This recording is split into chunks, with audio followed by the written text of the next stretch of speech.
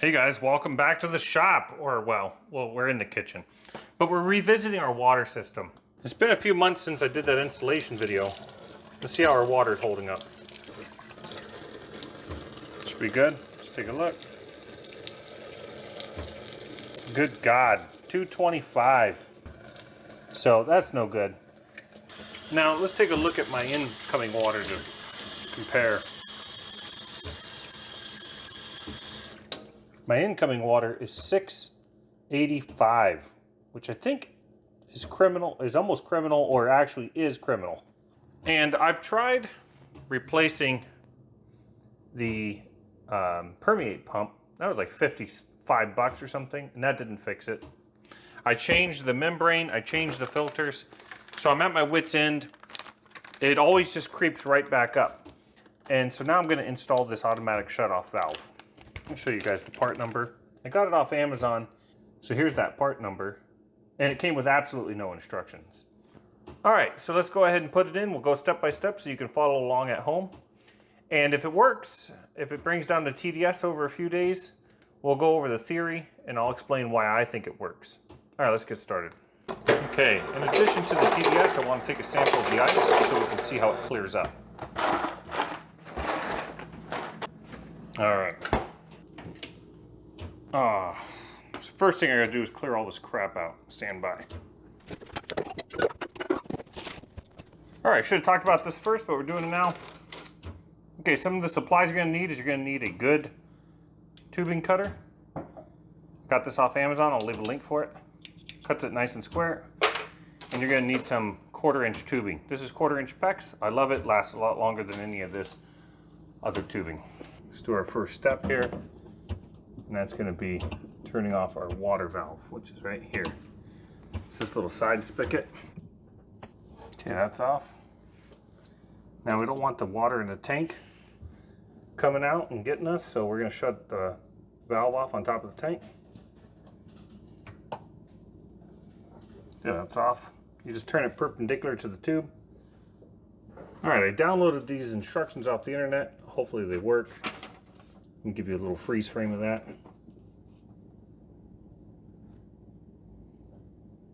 Looking at our chart here, let's figure out where the permeate comes out and then where it goes to the tank. So we'll hook that up to the tank side. Okay, on this system here, we can see permeate out is right here. And it looks like they tapped into it after the permeate pump and before this T here that goes into the filter system. So this is the line we need to get into right here. So why don't we go ahead and just unhook it. We'll push in our little collar. Just use our fingernails, pull our tube out. This is the other line that we need access to. And this is the one that goes into the membrane, according to the chart here. So it's gonna come out of the filters and into the membrane. So here's where it comes from, the filters into the membrane. So we'll disconnect this as well. Just push in the collars, pull the tube out.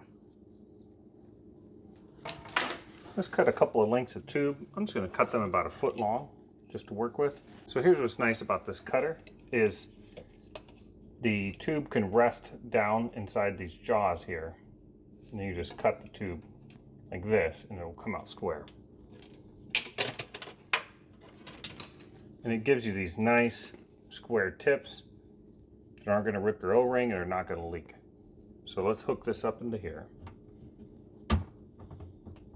Make sure you're all the way seated. Let's cut another length of 1 foot. And let's hook this up to our permeate pump. Okay, so that's seated. When you go to seat these, push them in. You'll feel some resistance. That's the O-ring. Now rotate them nice and easy and push them in. Sometimes it helps to wet them with a little water. If you don't seat them all the way, they'll blow out later and then you're gonna be sad. Okay, so here's our valve. Let's pop it open. Taking a look at this valve, the only markings you see are in and out on the one side. And on the other it says, that autofocus, tank. So what I'm assuming is In is on the bottom then on both sides. Out is at the top on both sides. Okay, to make everything very clear, what I'm going to do is on the side here, I'm going to put T for tank. I'll put that over here too. The other thing we'll do is using the little inscriptions here, put I's here. This is in. This is O for out. So now we have an in and whatever you want to call that for out. We're going to do that on the other side too. So in is on the bottom, out. Okay, so now no matter which way we're looking at this, we'll be able to tell heads from tails. This is our permeate out. So here it's going to go on the tank side. It's going to go on the inlet because coming out of the permeate pump.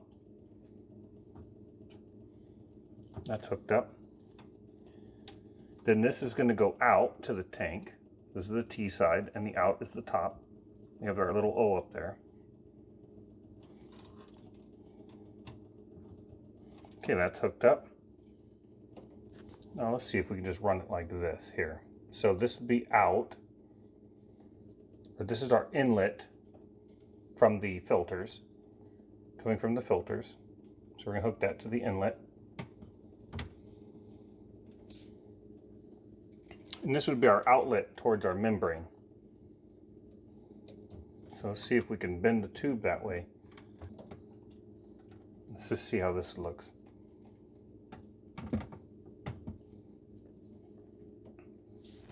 Okay, so there's our automatic shutoff valve installed. Let's narrow up your view. So let's double check our installation. Water coming from the filters are going into the inlet, not on the tank side. Then they're coming from the outlet back into the membrane. Fine. Then they're coming out of the permeate pump up here, where it says permeate out. Right up there. And then it's going from here over to the inlet on our tank side. Then it's coming out from the outlet, which is our little O up there. And it's going back to our T over here that goes to our tank. Okay, clear as mud. Is we're going to double check all our connections by just pushing in on them, making sure they're all seated. Okay, so I'm going to go through and just push in all my tubes and rotate a little bit. Feel all that feels pretty good. Not all feels really good. Okay, and then we made a connection up here. Make sure that feels good. And we made a connection over here. Okay, everything feels pretty good there. Let's open up our tank.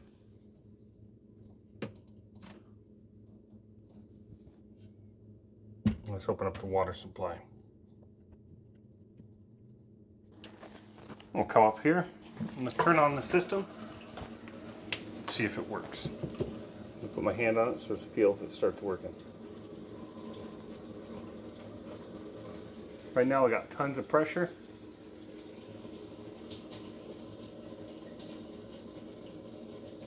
I don't hear the permeate pump yet. I hope this doesn't lower my pressure too much or it defeats the purpose of having a permeate pump.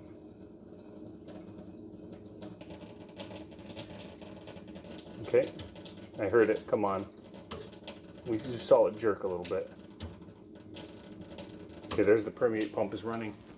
And that's about the pressure it came on, which is a lot less. But if it makes your water that much better. What we're gonna do is empty the tank, let the RO make a fresh batch, and then see if it stays low over the next couple of days. I drink a ton of water, and so does the wife. The ice maker's hooked up to it too.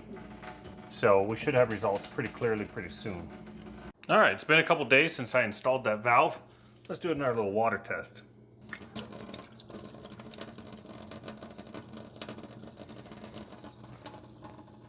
All right, looks like we're getting about 80, 79 or 80. All right, let's take a look at our ice samples. All right, I had emptied out my ice maker after I changed that valve so we can get a new sample. Let's grab a batch from on top here. Let's grab our sample we had thrown in there a few days ago. Okay, let's see if we can see a difference. Here's the old cubes.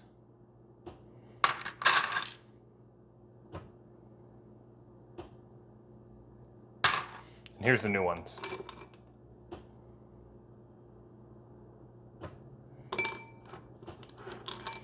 It might be marginally clear, but I think that crazing happens during the freezing process. So this test, I'd say, is almost inconclusive. So what I have noticed is the water pressure is less than it was before. And part of the reason is, whenever you would turn on this valve, the permeate pump would start up immediately. And I think that that's actually part of the reason why we had high TDS. We'll talk about that in a minute. So it lets the pressure run down little ways before it kicks the system on. So your average pressure is a little less, and even your top pressure, like right now the system's running, when it gets done, even that first glass will be a little bit less. Probably about 70% the pressure. Now the valve is advertised to give you 90% of the pressure, but I think that that's not true. I think you're getting about 70, maybe 80%. The water tastes a ton better. Now you think 80 parts per million isn't very good, but remember we were starting from 700 parts out of the tap. So when you're starting off with 739 parts, to get down to 80 parts is not too bad. I think that's what, about 90% rejection rate. So I'd much rather drink 80 parts per million than 730. In fact, I don't even think they're supposed to give you anything over 500 according to the EPA.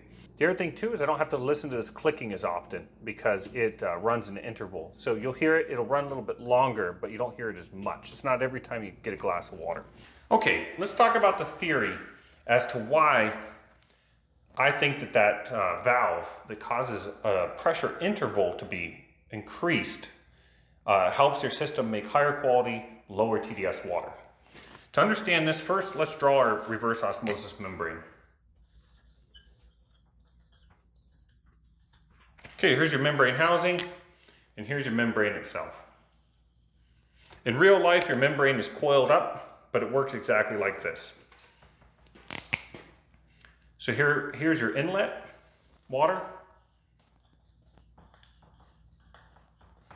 and that's coming from your pre-filters. Draw those. Here's your outlet, and your outlet goes to a flow restrictor, a valve. It could be an orifice or it could be adjustable. And this is going to be your what they call brine water. And that goes down the drain. And then this is your permeate. This is what you drink. And for every 4 gallons that goes in here on your inlet, you're going to get 3 gallons approximately of brine. And you're going to get 1 gallon of permeate. Okay? So your water comes in, and in my case, we'll use my numbers. My water is coming in at 700 ppm. And the filters do very little to reduce your dissolved solids. So right into here, we're getting 700 ppm. We'll write another 700 here. And it's coming in on this side of the membrane. And it wants to just flow right down the drain, but you have this restrictor valve here. And it's causing the pressure, a back pressure. So some of the water gets forced. On this side, we have high pressure now. And we have low pressure on this side because of this restrictor valve and the fact that this just goes into your tank, which is a low pressure storage. Okay, what this high pressure does is it causes the clean water to flow across the membrane. It gets forced across it. Reverse osmosis, it goes through the membrane in a way that it normally doesn't want to, and I'll explain that in a minute. And what this does is you get some good water over here, and you're going to get, let's call it 70 ppm. And over here, you've got your 700 ppm when it comes in, but the particles, as the clean water flows out, you're going to get a higher concentration of ppm. And on the outlet here, let's say you're getting 1,000 ppm. And you're carrying all those particles and stuff away down the drain. And then over here, you're getting your 70 ppm of permeate clean water. But here lies the problem. Let's draw our little tank over here.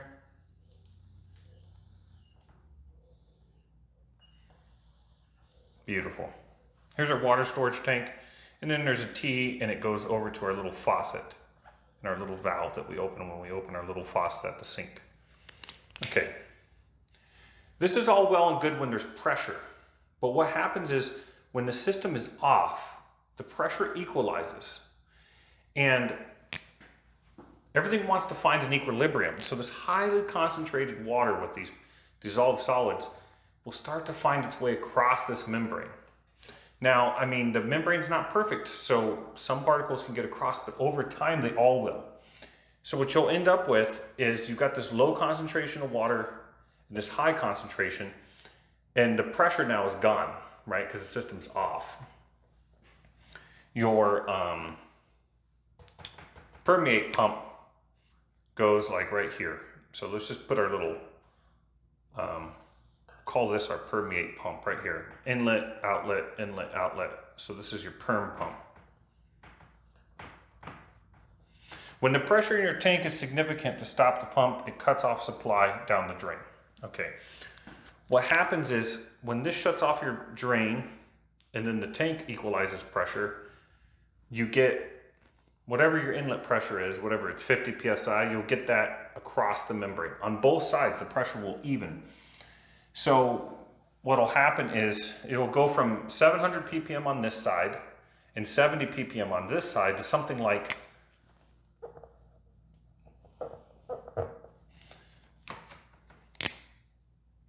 So your TDS will go back and forth until it evens out, and you get it with 400 ppm, something like that, on both sides.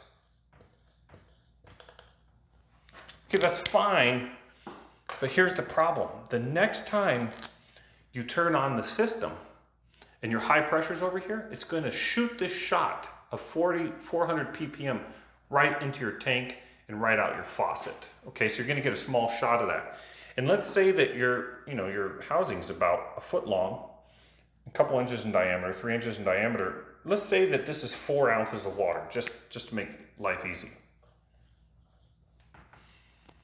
of this little shot of nasty water that gets shot into your tank here, okay? Well, here's the issue. This permeate pump comes on the second you open this valve. Every time I've got a glass of water, it drops the pressure in the tank a little bit, bam, permeate pump comes on, fills the tank right back up. So let's say that I fill up an 8-ounce glass of water. So what's going to happen here? We're going to get a shot of 4 ounces of 400 ppm.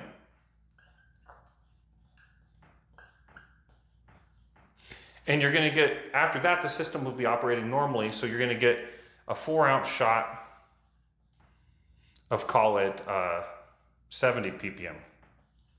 And those two are going to mix together, and in mine, they eventually average out so that my tank is spitting out 250 ppm because of this effect. And it's nasty. So we introduce our new valve. Let's break this line right here. We'll break this line. And we'll just simplify it. So we'll draw our little valve up here.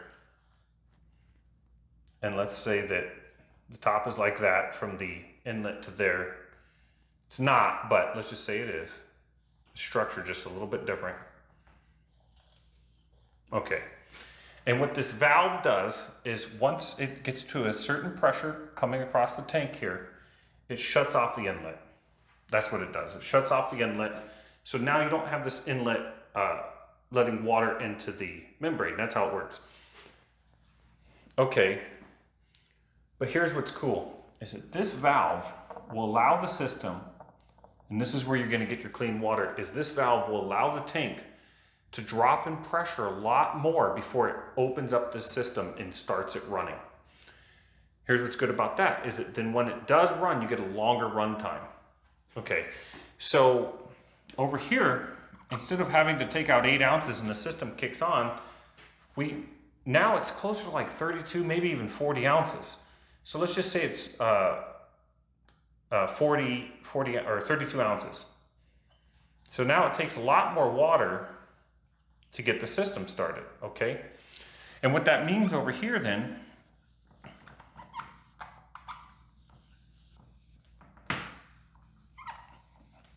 that means is that you're still gonna get that 4 ounces of 400 ppm. There's nothing you can do about that when the system first starts up. 4 ounce of 400. But then after that, you're gonna get 28 ounces of your nice, 70 ppm. Whatever was coming out of the membrane we said before. So you're gonna get 28 ounces. So that's your average on mine creeps up to about 80 ppm. Because it all mixes together. And this is such a bigger number. And actually, I think this number is even greater. So even if you called this 40 minus 4 and this was 36, it might be closer to that. But the point is that interval where it's running under pressure more often than just getting these little bursts, these little shots where the membrane pressurizes and then shuts off, fills up its little 8 ounces. Now it runs for longer and you get nice clean water. The trade-off is your pressure at this valve here, when the system first stops running is at maximum pressure, your pressure is a lot higher, and then you have to wait for the pressure to kind of get lower. It's not a big deal. Your ice cube size varies a little bit, but it doesn't matter. Your pressure will drop a little bit before this finally kicks on, but that's good. You want the system to run in an interval instead of clicking on the second you open this valve. All right, you guys, so that's how it works. If you found any of this information helpful and you want to buy that valve and install it and this helped you, please subscribe. I'm always doing projects, and hit that like button. It helped the channel out a ton, and I'll see you guys in the next one.